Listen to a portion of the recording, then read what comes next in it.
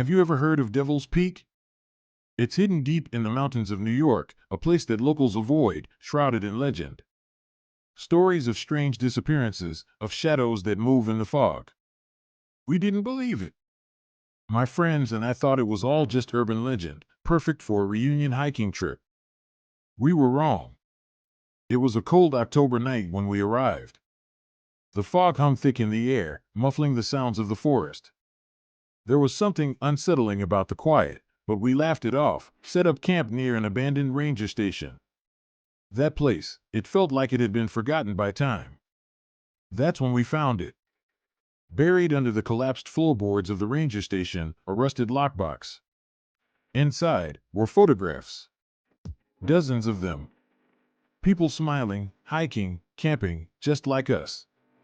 But in each photo, someone was crossed out with thick, red ink. We joked about it, thought it was some prank. We didn't know then that this was just the beginning. The next morning, Sarah was gone. At first, we thought she'd gone ahead for an early hike. But as the hours passed, our worry grew. We searched the trails, called out her name, but there was no sign of her. And then, we found it. A photograph, just like the others, left at the entrance of our camp. But this time, it was Sarah's face that was crossed out. A chill ran through all of us. It was impossible to ignore now. Something was watching us. But we didn't know what, or why.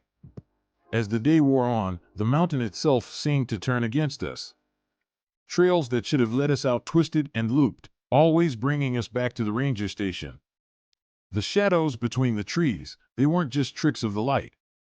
There were figures, watching, waiting, just out of sight.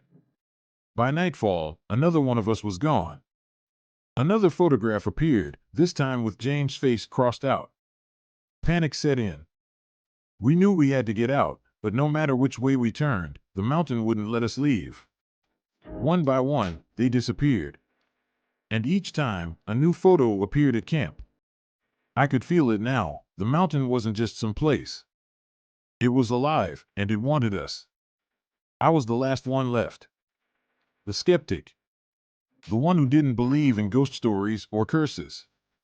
But there I was, standing in the ranger station, staring at the final photograph. My own face, the last one left uncrossed. The fog had thickened, wrapping the station in silence. And then I heard it. Footsteps. Slow. Deliberate. Behind me. I turned, and there it was. A figure, standing in the shadows. Faceless. Holding a camera. The flash went off, and everything went dark. The photos, they weren't warnings. They were part of something bigger. A ritual, a collection of souls. And now, I was the newest addition. No one knows who, or what, lurks in the shadows of Devil's Peak. So if you ever find yourself hiking in those mountains, and you stumble across an old lockbox, don't open it. Some secrets are meant to stay buried. Stay tuned, the shadows of Devil's Peak are still watching.